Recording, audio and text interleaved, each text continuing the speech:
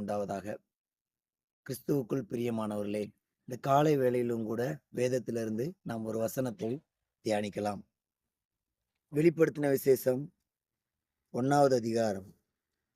வெளிப்படுத்தின விசேஷம் 1வது அதிகாரம் 6வது வசனம். நம்மிடத்தில் அன்பு கூர்ந்து தமது இரத்தத்தினாலே நம்முடைய பாவங்களற நம்மை கழுவி தம்முடைய பிதாவாகிய தேவனுக்கு முன்பாக நம்மை ராஜாக்களும் ஆசாரியர்களும் ஆக்கிய அவருக்கு மகிமையும் வல்லமையும் என்றென்றைக்கும் உண்டாயிருப்பதாக. ஆமேன், ஆமேன். நம்மிடத்தில் அன்பு கூர்ந்து தமது இரத்தத்தினாலே நம்மை பாவங்களற கழுவினார். அது மட்டுமல்ல, பிதாவாகிய தேவனுக்கு முன்பாக நம்மை ராஜாக்களாக மாற்றி இருக்கிறார் என்று இந்த வசனத்துல நம்ம படிக்கிறோம். கர்த்தருக்கு ஸ்தோத்திரம். இந்த காலை வேளையில் இன்றைக்கு நம்முடைய தியானத்தின் பகுதியாக நாம் தியானிக்க இருப்பது நாம் ராஜாக்கள் பிரியமானவர்களே. நமக்கு ஒரு ஆளுகை இருக்கிறது. ஆண்டவர் நமக்கு ஒரு ஆளுகையை கொடுத்திருக்கிறார், நமக்கு ஒரு அதிகாரத்தை கொடுத்திருக்கிறார், நமக்கு ஒரு யுத்தம் இருக்கிறது, நமக்கு ஒரு சிங்காசனம் இருக்கிறது. 4 காரியத்தை நாம் தியானிக்க போகிறோம். நாம் ராஜாக்கள், நமக்கு ஒரு ஆளுகை இருக்கிறது. ஆண்டவர் நமக்கு ஒரு ஆளுகையை கொடுத்திருக்கிறார். ஆண்டவர் ஆதியாகம புஸ்தகத்துல மனிதனை உண்டாக்கின பொழுது எல்லாவற்றையும் படைத்து மனிதனத்துல கொண்டு வந்து சொன்னார், நீங்கள் சகலத்தையும் ஆண்டு கொள்ளுவீர்கள். ஆதியாகமம் 1வது அதிகாரம் 28வது வசனம். அதுல ஆண்டவர் சொல்லுகிறார், நீங்கள் பலுகி பெருகி பூமியை நிரப்பி அதை கீழ்ப்படுத்தி சமுத்திரத்தின் மச்சங்களையும் ஆகாயத்து பறவைகளையும் பூமியில் நடமாடுகிற சகல ஜீவ ஜந்துக்களையும் ஆண்டு கொள்ளுங்கள் என்று தேவன் அவர்களை ஆசீர்வதித்தார். இந்த ஆசீர்வாதத்தை பிற்பாடு மனிதன் பாவம் செய்து விழுந்து போய் அதை இழந்தான். ஆனால் இயேசு கிறிஸ்துவின் மூலமாக பிந்தின ஆதாமாக உயிர்ப்பிக்கிற ஆவியானவராக இயேசு நமக்காக இந்த பூமிக்கு இறங்கி வந்தார். அதை குறித்தும் 1 கொரிந்தியர் 15வது அதிகாரத்துல படிக்கிறோம்.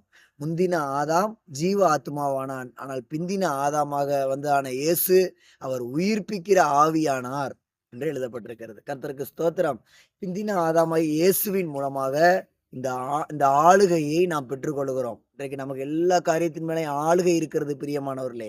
உங்களுடைய மனதுல, உங்களுடைய எண்ணங்கள்ல, உங்களுடைய யோசனைகள்ல, உங்களுடைய செயல்கள்ல எல்லாவற்றிலும் ஆண்டவர் உங்களுக்கு ஒரு ஆளுகையை கொடுத்திருக்கிறார். நீங்கள் ராஜாக்கள். இயேசுவின் இரத்தத்தினால் கழுவப்பட்ட ராஜாவுக்கு ஒரு ஆளுகை உண்டு.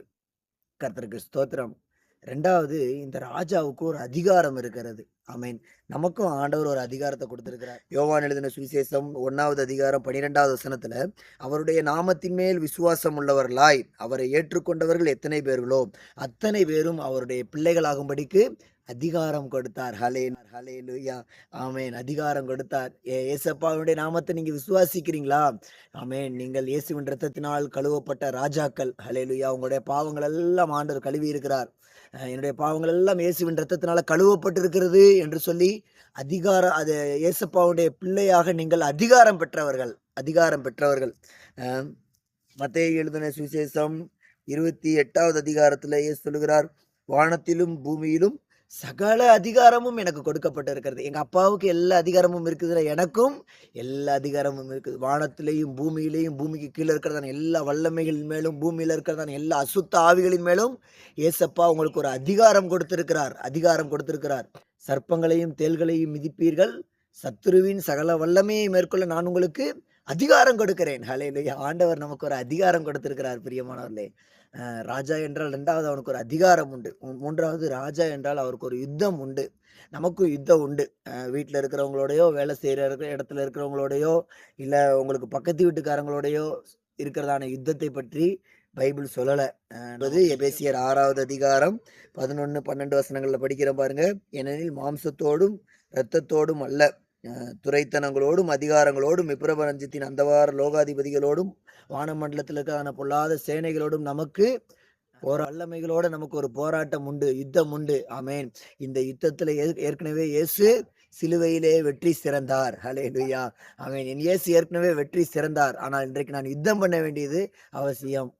அந்த யுத்தத்தில நிற்க வேண்டியது அவசியம். சாத்தானோடும், உலகத்தின் வல்லமைகளோடும், பாவத்தோடும் எதிர்த்து போராடி யுத்தம் பண்ண வேண்டியது அவசியம். நான் ஒரு ராஜா. நீங்கள் ஒரு ராஜா. இயேசுவின் இரத்தத்தினால் கழுவப்பட்ட நீங்கள் ஒரு ராஜா. உங்களுக்கு ஒரு யுத்தம் உண்டு. 4வது நமக்கு ஒரு சிங்காசனம் உண்டு. ராஜா என்றால் அவனுக்கு ஒரு வெளிப்படுத்தல் 3வது அதிகாரம் 21வது வசனம். நான் ஜெயங்கொண்டு என் பிதாவினுடைய சிங்காசனத்துல கூட உட்கார்ந்திருக்கிறது போல ஜெயங்கொள்கிறவன் எவனோ அவனும் என்னுடைய சிங்காசனத்தில் என்னோடு கூட வீட்டிருப்பான். சிங்காசனம் உண்டு. ஹல்லேலூயா. ஆமென். ஒரு ஜெய ஜீவியத்தை ஆண்டவர் நமக்கு வைத்திருக்கிறார். அதன் மூலமாக ஒரு சிங்காசனத்தை நாம் சுதந்தரிக்க போகிறோம். நித்தியத்துல நமக்கு ஒரு சிங்காசனம் இருக்கிறது பிரியமானவர்களே. நீங்கள் இயேசுவின் இரத்தத்தினால் கழுவப்பட்ட ராஜா என்பதை இந்த நாள் முழுவதும் நினைவில் வைத்துக் கொள்ளுங்கள். உங்களுக்கு ஒரு ஆளுகை இருக்கிறது, உங்களுக்கு ஒரு அதிகாரம் இருக்கிறது, உங்களுக்கு ஒரு யுத்தம் இருக்கிறது, உங்களுக்கு ஒரு சிங்காசனம் இருக்கிறது. ஹல்லேலூயா. ஆமென். இந்த நாள் முழுவதும் இந்த தியானத்தோடு ஜீவிக்க ஆண்டவர் நமக்கு உதவி செய்வாராக. நீங்கள் இயேசுவின் இரத்தத்தினால கழுவப்பட்டிருக்கிறீங்களா? கழுவப்படல அப்படின்னா இப்பொழுதே உங்களுடைய வாயினால் அறிக்கையிடுங்கள். ஆமென். இப்பொழுதே ஒரு ரட்சிப்பு உண்டாகும். இயேசுவின் இரத்தத்தினால் உங்களுடைய பாவங்கள் எல்லாம் ஏசப்பா கழுவிடுவார். ஹல்லேலூயா. ஆமென். கழுவி உங்களையும் அவர் ராஜாவாய் ஆக்க சித்தமுள்ளவராக இருக்கிறார். ஆண்டவர் ரெடியா இருக்கிறார். நீங்க ரெடியா இருக்கிறீங்களா?